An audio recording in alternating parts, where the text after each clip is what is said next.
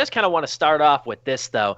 I think the first thing that struck me about this movie was I would say the cinematography and the direction of it too, because a lot of beautiful long shots in this movie, a lot of beautiful wide shots that show long school hallways, like kind of in equal parts, like long spacious hallways and like tight offices that wind up closing in on the characters the more and more this multi-layered corruption becomes unveiled. I think that was the most striking detail. And also too, I'm going to throw it over to Dominic, because I know Dominic's got a lot to say about this one, but I also really like the way too, right off the bat, about an hour into it, I found that this was the direction this movie was taking. I liked how this was a very calm, measured, even subdued look at corruption, as opposed to like sensationalistic, everything's happening at once. The movie's kind of become a pot boiler. There's multiple things going on. There's tension, obviously, but it's very lax in a way, in a way that I wasn't really expecting of a movie like this. Dominic,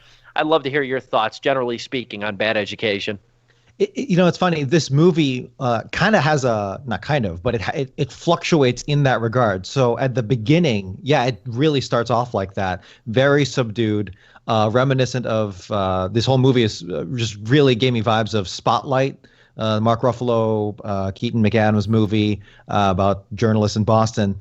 And but then it also escalates in such a way, and that drama feels so natural. So really, in an age where Americans can see plainly corruption at the highest levels of power, Bad Education is a chance for all of us to kind of witness that kind of corruption lower down the totem pole. But at the same time, it all feels just as big as like a congressional investigation, because as the movie goes on, it starts laying that drama much, much thicker, and it almost surprises you, but it's a very gradual build up to how it gets there. And, I had already fallen in love with this movie long before, but as an example of that kind of drama, later on, there's a scene where, like, literally there is a Requiem funeral march. I think it's either Beethoven or Mozart or whoever, and it plays in a very bureaucratic scene. There are intimate close-ups where people are panicking and sobbing over, like, crimes over a school board. There are excellent contrasts between steady and shaky cams during, like, just family disputes, and none of it is overdone. And all that drama is played beautifully by the cast. I think the movie shares enough of its screen time where I think it's safe to say it's an ensemble cast, or at least there's like three kind of main protagonists here. Argue like two, maybe even. But I'm not like well versed in Hugh Jackman's filmography, but I'd wager this is one of his best performances.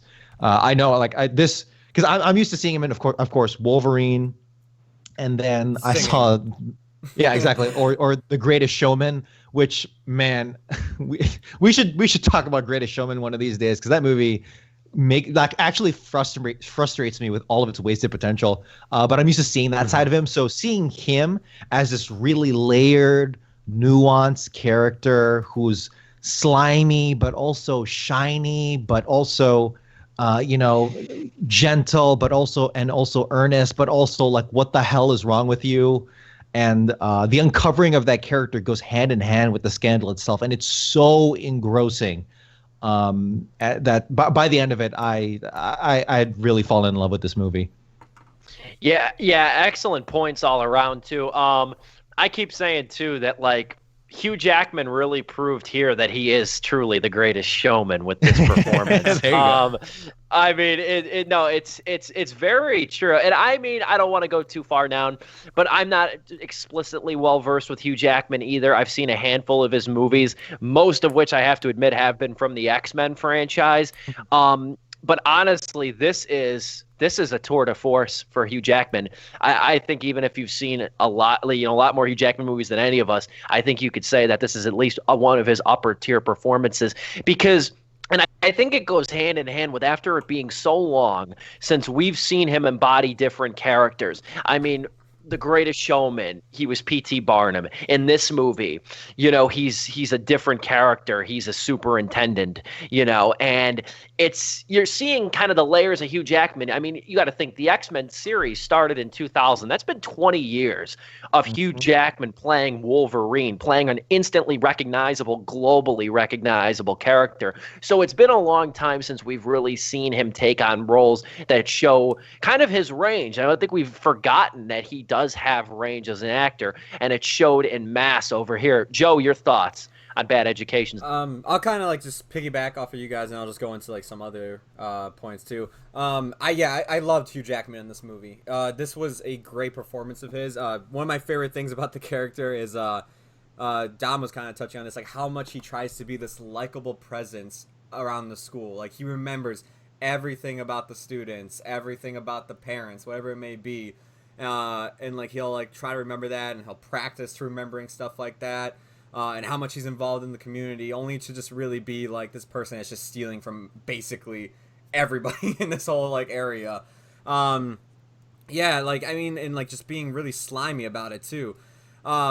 This to me, he does such a great job at playing that. We don't see it too often with him. I don't think we've ever really seen like a corrupt performance from Hugh Jackman at all, because even when I don't think about a Wolverine performance or a musical performance, the only ones that come to mind are like Prisoners, and honestly, that's really it. So like that's all I can really think of, and I would have to agree with Dom that this is probably top tier for Hugh Jackman for me as well. If I had to like rank his movies, like no particular order, but some of his best performances, it's Prisoners, Logan, and I would put this up there as well. I think this is honestly really good, and I would just say it's his movie though. I know like the trailer shows Ray Romano and Allison Janney. Ray Romano's not in the film that much, and Allison Janney has not that much screen time, but she's in it quite enough. But like during the second act, she basically kind of disappears up until like the end. So it's Hugh Jackman's show for majority of the film, and he carries the film, man. He does a great job at leading this film. Everybody else is great though. That's not to say Ray Romano or Allison Janney isn't good. They're great. I love Allison Janney. I loved her in I, Tonya, and she plays basically that same type of character here, and I love it so much. I would argue the student journalist played by, oh Jesus, Good luck with Geraldine. their last name. Yeah, Viswanathan. I think I got that. Viswanathan. Geraldine Viswanathan. She's the student journalist. I would even argue she has more screen time, I think, than Allison Janney. She does, or at least equal. I would say. And I might even put her as like a secondary protagonist. But yeah, you're totally right. This is Hugh Jackman. I almost called him Wolverine. This is Hugh Jackman's movie. This is Wolverine. And it's great. This is his finest hour. I don't want to overshadow Rachel Viswanathan either, because she's really tremendous. She plays a student journalist who's kind of taken on exploring the school's skywalk as like a puff piece. And I mean, I was part of my high school newspaper and my college newspaper. I got a couple puff pieces before. I know exactly what she's working with. You're trying to find an angle. You're trying to find a professor or somebody of status that would talk to you. I've had a couple of those, so I could relate to her. I didn't uncover any big corruption scandal, unfortunately, but I guess I didn't do my job to the fullest extent. But she's good. She plays a really interesting sort of presence in the movie too, because you can feel her sort of loom. You can feel her kind of like a pest when the movie becomes, focused on Pam Gluckin, and then her sort of, her embezzling and her corruption becomes kind of brought to light. Then you feel like she's brought that in a way. She had her hands in that pot. And then when the movie becomes very focused on Hugh Jackman's Frank, she winds up turning up a little bit more and more, and she kind of slithers her way into the movie in a very nuanced way, and she brings a great performance too. This is, I think one of the first, if not the first, movies I've seen her in, and I think she does leave an impact here all over Bad Education. At first, when I saw her character pop up, and I was like, oh no, I'm rolling my eyes, because it's like, oh, here's the annoying kid in the movie or whatever. Just go back to Hugh Jackman. But no, her plot line and her performance, which it wasn't the greatest performance in the world, but just in terms of just how she services that. Again, her whole plot line, which of course weaves with the others, really gave me memories of Spotlight and that movie, which is like very much the ultimate, or maybe like second ultimate, like reporter, hard journalism movie, second to probably All the President's Men. And like whenever the movie cut to her, it was giving me a lot of that satisfaction and build up to what would eventually be the climax of this film. It was really satisfying. Yeah, she's strong here, and she does leave a mark. And I mean, somebody said on Twitter too, because this movie was kind of making the rounds this week, people were seeing it. Somebody said the best thing I could say about Ray Romano, an actor I've truly grown to love, from The Big Sick, to Paddleton, which is a tremendous film on Netflix. He's a really interesting kind of like a aw shucks character. And even here, like, you always just feel like Ray Romano doesn't have a bad bone in his body, all the characters he plays. Like, he's this diplomatic dad, like decent human being. Somebody on Twitter said, I loved it. Somebody said somebody needs to get Ray Romano his own Uncut Gems. Like, somebody needs to write a movie for him in that vein, and him just go like off the rails. I would line up to see it, or stay home, socially distance myself, and watch it in the comfort of my own home. But yeah, I like Ray Romano here. I think Ray Romano too. I mean, who knows, if the movie would have lingered around, we probably could have seen what he stole. But at the same time, though, he really serves to be like one of the only decent human beings you really realize in this movie too, out of the adult characters, of course.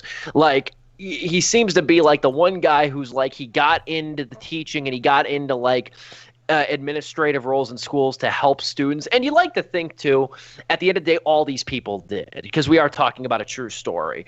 You like to think that all these people do. They get in. It's the same reason people go into politics. They get into these fields to really try and do well.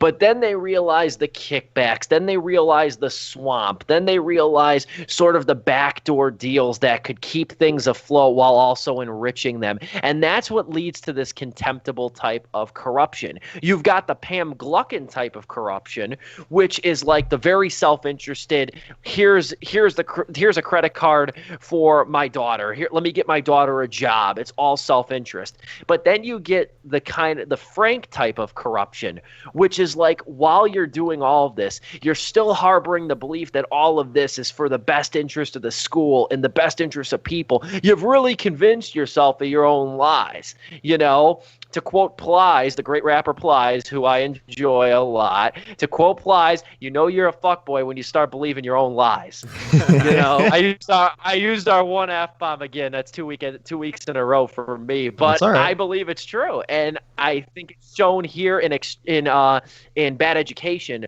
greatly, because you look at two different types of corruption. Joe, would you like to add on to that, or even go your own way? Yeah, the one thing I'll just go my own way. The one thing I really liked about the movie too is, and you kind of touched on this as well, is the pacing of it is done really well. It's not like Wolf of Wall Street where it's like bam, bam, bam, bam, bam, corruption. It really takes its time. Like, great thing that we're home and everything, because I got to check this and actually see. I was like, I'm wondering, like, when this actually starts unfolding, like the corruption is found, how many minutes are we into the film? You're about like 35 minutes into the film when actually everything starts unfolding. You're given a lot of time to really understand who Frank is, who Pam is, what the school's mission is. You're given like all this time so that when all the cards are set up and everything just basically starts falling over, you see where it, like how it all connects. And it does a great job at building itself towards that time. Like, one of my friends who did watch the film was like, I kind of felt like it had a really slow pace. I'm like, well, I felt the opposite, because I felt like it was setting everything up, and that once everything started falling over and revealing itself, it just took off from there. It didn't slow down for me. I thought it's it was House great. of Cards. Yeah, it is a House of Cards, like the actual saying. Yeah. House of Cards. And I like it too, because like you said, it's not Wolf of Wall Street where it's just beeline to just absurdity and you, the taxpayer, are getting screwed over hard. Yeah. No, the script does present that nuance. It is based on the art, because this story is based off of very real facts, and it's based on the article "The Bad Superintendent" by Robert Kolker from New York Magazine. And this line in the original article lays down the foundation for the depth that Jackman, and to a lesser extent Janney's characters, get to play with. Quote, "If you want a job where you get blamed for everything, credit for nothing, and no real reward, try running for the Roslyn School Board. And I love that line. That's and, a great line. There are very clear scenes where the film goes, hey, hold up for a second. Being on a school board freaking sucks. So yeah, and it kind of even like almost entices you for a little bit seductively, where it's like, hey, yeah, maybe you do deserve a little better bit of a car. Maybe it's all right if you do have that suit. If you get to make everyone feel good about themselves. This guy's earning it. This guy, she's doing a good job here. And just how that works really well with the message of the movie, a myriad of messages, really cool messages in this movie. I loved how everything in this movie is working together so well to it's just yeah. And again, it's a school board in Long Island, which is like nothing compared to the kind of scandal we feel every single day coming out of real life, or even other blockbusters. I was gonna say even other films. Like when you hear scandal, you're thinking Wall Street, you're thinking government, like you're thinking school board does not come to mind. So it was actually refreshing setting too. Yeah. Ultimately, let me just say, like, ultimately in real life, the movie states that $7 million is stolen. From the Roslyn people, and that in any other movie that feels like nothing. That feels like the starting bid in like a negotiation. But here it is everything. It feels like everything, and you feel that when you're watching it. Really well put. And like I said, last thing I want to do is justify corruption in any form. But at the same time, though, that line you said, though, is true. I mean, you see it in this movie, too. It's a thankless gig to being a school administrator. I'm still grateful for the relationships I have with middle school, high school, and college teachers, too, college professors.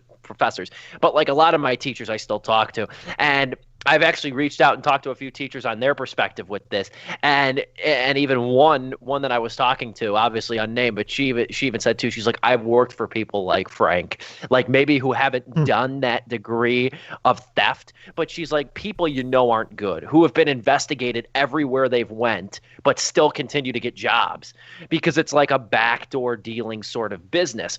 And adding on to that too, I want to make another point about Corey Finley's style, because Joe and I have seen Thoroughbreds, which is one of our, I know it ended up being your favorite film of that year, 2017, Joe. It was on I believe it was, if it wasn't on my list, it was an honorable mention that year. But going off of Corey Finley too, that I find really cool with the way he does things, he definitely has an appreciation for space in his movies. He lets his movies breathe, both visually and in terms of the narrative. He lets these movies breathe. He lets scenes sort of tell you about the characters rather than contribute to the direct plot. And then he also gives these characters, too, just like a playground. I mean, you even see the scene of Frank and Ray Romano's character out in the field yard, out in the football field and stuff, hanging out, and they look so small compared to the grand setting of a football field. You get scenes like that really show you sort of like his appreciation for these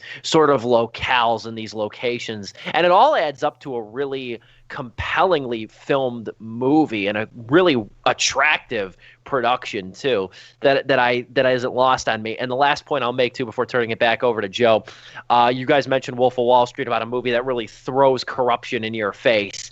And with a movie like this too, I'm reminded of how much I really just like watching a story play out with a slow burn sort of narrative. And I go back to even movies like The Big Short or Vice, Adam McKay movies that are always winking or nudging the audience and trying to clue you in, and look how bad you're getting screwed. Yes, look how bad you're getting screwed. Look how bad you're getting shafted. It's so refreshing that this movie lets the story breathe, lets the characters operate, lets the characters ultimately damn themselves. It feels so tragic. Now, hey, hard left turn.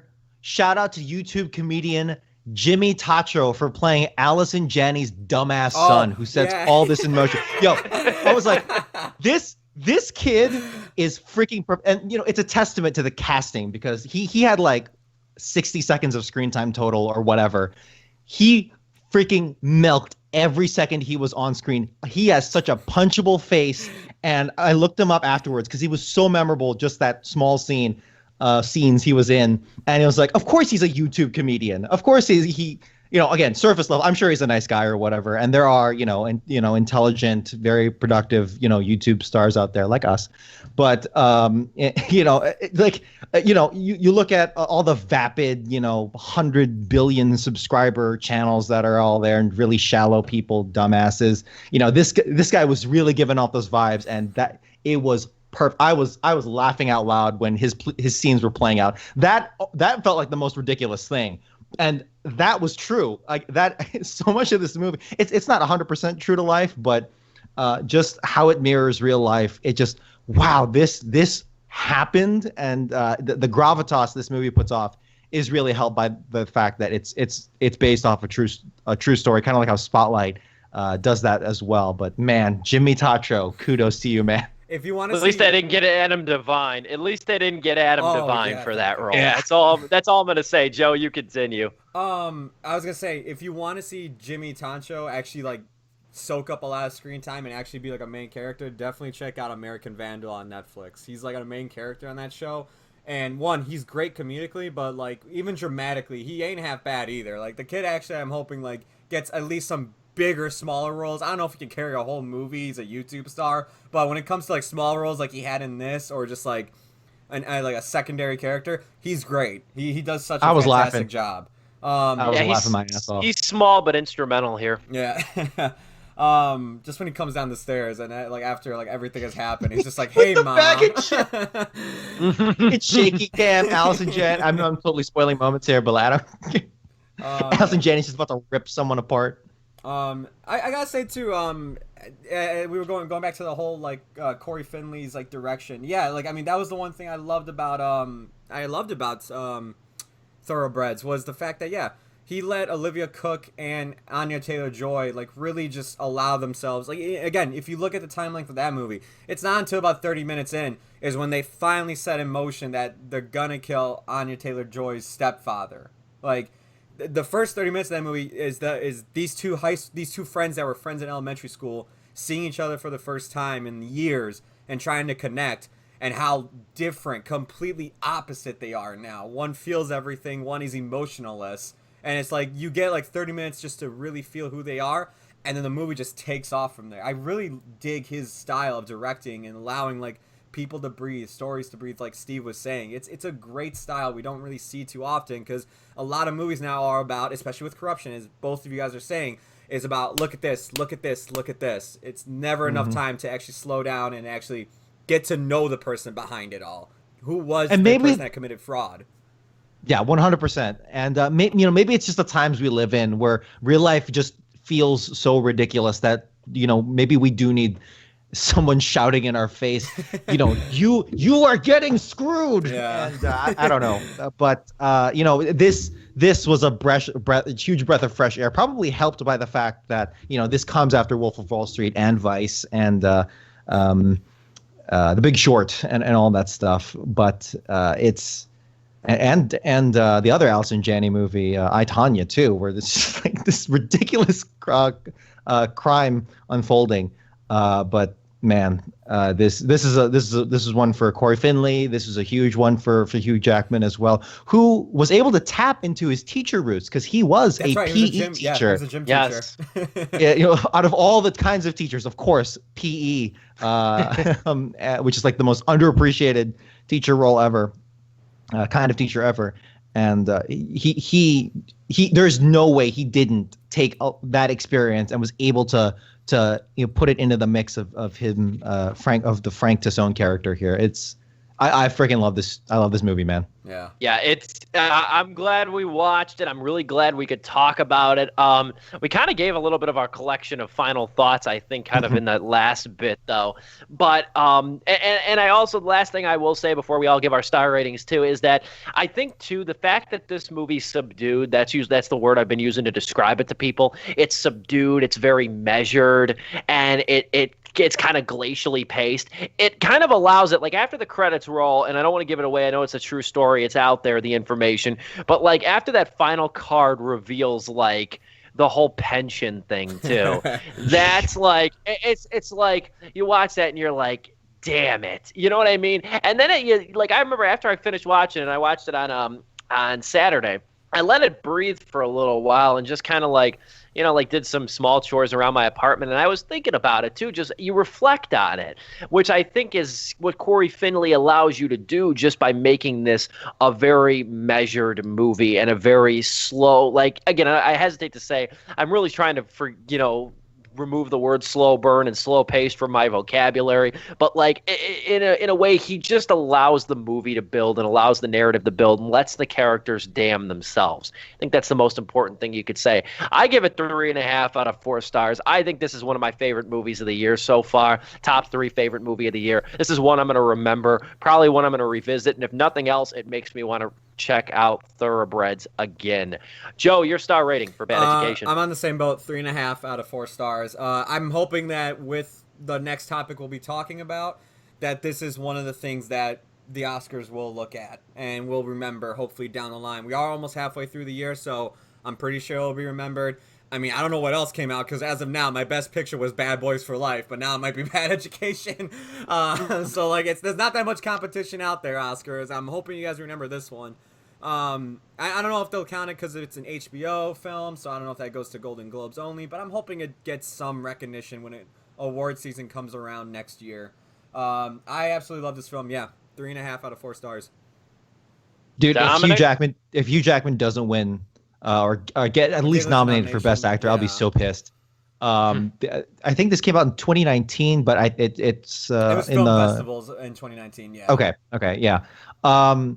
Man, I love these kinds of movies where it's just it feels so real because it kind of did happen. It's local and it feels local. It feels grounded, and it outputs so many great messages and nuance for its characters. And man, the long burns that happen at the beginning, at the end, and a whole bunch of other shots. It grabs you. I got to give this 3.5 out of 4 stars. That last half I didn't give because of this dumbass title, Bad Education, which just, I was like, why did you name it this? Because I talked to people about this movie. I was like, oh, is this like Bad Moms? I'm like, nope.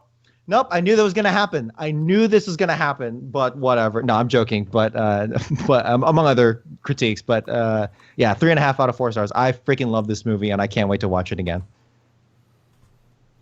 I'm glad we all liked it. I'm glad it gave us a lot to chew on too. I do think this movie's going to linger for a lot of us too, and I hope people see it. I know, like I said, I'm happy that it's on Hulu, Amazon Prime, as well as HBO Go and Now. And if you have cable, if you have premium cable at least, it will be airing on HBO pretty prolifically throughout the month of May and into the summer as well.